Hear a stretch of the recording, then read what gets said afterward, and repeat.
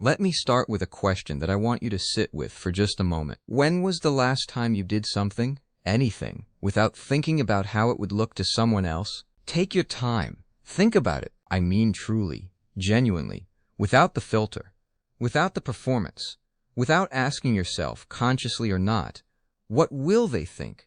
What will they say? How many will approve? When was the last time you were so completely, unapologetically yourself that the idea of an audience didn't even cross your mind? If you're struggling to remember, if that question makes you a little uncomfortable, then what I'm about to say is for you. We are living in the most connected era in human history. More connected than ancient trade routes, more connected than the printing press made us, more connected than the telephone or the television ever dreamed of making us. We can reach billions of people with the press of a thumb. We can project any version of ourselves we choose into the living rooms, bedrooms, and pockets of strangers across every continent on this planet. And yet, and I want you to hear this clearly, we have never, in all of recorded history, been more profoundly, achingly, suffocatingly alone. That is not an accident. That is a design flaw in the world we built. Think about what we have created. We have built platforms whose entire business model depends on you feeling like you are not enough. Every scroll is engineered by some of the smartest minds on Earth, I might add. Minds that could have cured diseases or mapped the stars. Engineered to make you compare, to make you measure, to make you reach for a version of yourself that is always just slightly beyond where you are right now. And we opened the door and said, come in, please, take everything. Social media did not invent insecurity. Let us be honest about that. Insecurity is ancient. The need for belonging is written into our biology. But what the digital age did, what it accomplished with breathtaking efficiency, was industrialize our self-doubt. It turned the whisper that used to happen in one kitchen between two neighbors into a roar that never stops.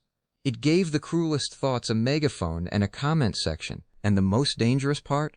We started to believe the performance was the person. We started to confuse the curated highlight reel with actual human life. We began to think that if our lives did not look like the feed, something had gone wrong with us, rather than something having gone wrong with the feed. I want to ask you something uncomfortable. Who are you when nobody is watching? Not the you that shows up for the interview. Not the you that posts on a Tuesday afternoon with the right filter and the clever caption. Not the you that agrees in the meeting because disagreeing feels too costly.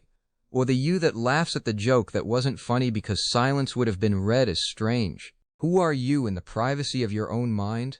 At 2 in the morning, when all the performances of the day have been set down and you are just you? Because that person, that quiet, complicated, unfinished, uncertain, brilliant, broken, longing person, that is the only real thing you have. And that is exactly the thing most of us spend our entire lives running from. Here is what authenticity is not. It is not a brand. I need to say that again because we have managed to turn even authenticity into a performance. Somewhere along the line, being authentic became an aesthetic. People started monetizing their vulnerability, started packaging their pain into content, started filming their breakdowns and calling it courage. And I am not saying there is never value in that. Sharing honestly can heal. Testimony can liberate. But there is a difference, a profound world-changing difference, between being honest because you need to be and being honest because you calculated that honesty would perform well this quarter. Real authenticity asks something of you that no one on the internet is going to applaud you for. It asks you to make decisions that might cost you followers, friends, approval, safety, comfort. It asks you to say the thing in the room that no one wants to say. It asks you to walk away from the version of your life that looked impressive on paper and toward the version that actually fits the shape of your soul. And here is the terrifying truth. Most people will never do it. Most people will spend 80 years on this earth performing a character they constructed at 17 because someone, somewhere, told them that was the version that would be loved. And so they choose the career their parents approved of. They stay in the city that makes sense on paper. They marry the person who fits the story they were told to want. They swallow opinions at dinner tables. They shrink in boardrooms.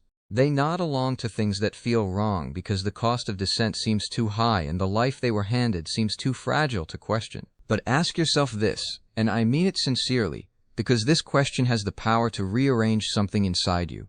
What is the actual cost of never being yourself? What does it cost, over a lifetime, to wear a face that is not your own?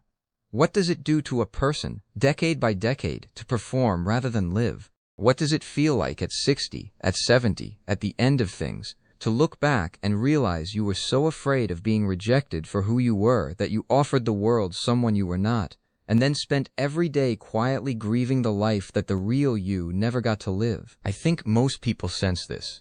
I think the epidemic of anxiety, the quiet desperation that lives in traffic jams and office corridors and perfectly decorated living rooms, I think a lot of it is grief. Grief for the self that got left behind. Grief for the honest word that was never spoken. Grief for the path not taken, the dream quietly abandoned, the truth consistently swallowed until it calcified somewhere in the chest where it now sits, heavy and permanent. The world we have built rewards performance. It rewards the polished, the palatable, the marketable. It rewards the person who knows how to package themselves for maximum acceptance. And it quietly punishes the raw, the real, the unfinished, the complicated. It punishes the woman who says, "I changed my mind." The man who says, "I am afraid." The young person who says, "I do not want the life everyone has mapped out for me." It punishes them with judgment and confusion and the very specific cruelty of being told they are making it harder than it needs to be. But let me tell you what happens when you stop performing. Let me tell you what is on the other side of the terrifying, nauseating, absolutely necessary act of being fully and completely yourself. The first thing that happens, and nobody warns you about this, is that you lose people. Some of them immediately, some of them slowly. Some of them will be people you loved, people you counted on, people whose approval you spent years carefully maintaining. And that loss is real. I will not dress it up for you. It is real and it hurts, and for a time it will feel like proof that you made the wrong choice. But then something else happens. The people who stay, they are actually there. They are not there for the performance. They are not there for the version of you that was designed to be easy to love. They are there for the actual you, the one who is sometimes difficult and contradictory and loud in the wrong moments and quiet when they should probably speak. They know you, and being known, truly known, not approximated, not assumed, but actually seen, is the most profound human experience available to us. It is what we are all starving for underneath every curated image and every careful performance. We all want to be known and loved anyway. You cannot be known if you are hiding. It is that simple and that brutal. And I want to talk about courage for a moment, because we tend to dress courage up in enormous, dramatic clothing. We think of courage as running into burning buildings, as standing on front lines, as grand gestures and public sacrifice. And those things are courage, absolutely. But there is another kind of courage, quieter and less celebrated, that is required every single day by every single person who is trying to live honestly in a world that profits from their inauthenticity. The courage to tell the truth when the lie is easier. The courage to disagree with the room. The courage to say, "This is not working for me," even when everything about the situation suggests you should be grateful. The courage to create the thing that might be rejected. The courage to love the thing you love even when no one around you understands it. The courage to want what you actually want instead of what you have been told to want. The courage, at the most basic and fundamental level, to take up the space you are entitled to take up simply by virtue of being alive. That is the revolution I am talking about. Not a political revolution, though it may have political consequences. A personal revolution. A revolution of the interior. A decision made privately, renewed daily, often hourly, to stop outsourcing your sense of self to the crowd. Now I want to address something, because I know what some of you are thinking. You are thinking, is this not just selfishness? Is this not just a sophisticated argument for doing whatever you feel like, regardless of the consequences to others? And that is a fair question. That is actually an important question, because authenticity has been hijacked by people who use it as a license for cruelty, who say, "Well, this is just how I am," as though the phrase ends all argument and exempts them from growth, who confuse authenticity with the refusal to evolve. Let me be clear. Living authentically does not mean living without accountability. It does not mean your truth is the only truth, or that your needs override everyone else's. Real authenticity includes the authentic acknowledgement that you are not always right, that you have been shaped by biases you cannot always see, that growth is part of the honest life, and that sometimes the most authentic thing you can do is say, I was wrong, I am still learning, I am not who I was 5 years ago, and I hope I will not be who I am now in 5 more years. Authenticity and humility are not opposites. In fact, they require each other. The artificially confident person does not need to grow. The performer has locked themselves into a character that the person who is genuinely, courageously honest about who they are, including their doubts and their failures and their ongoing confusion about what it all means, that person is alive in the fullest possible sense. They are moving, they are changing, they are actually here. We talk a lot about legacy, about what we will leave behind, about how we will be remembered, and I understand the impulse. It is a deeply human thing to want your time on earth to have meant something, to have left a mark, to have mattered.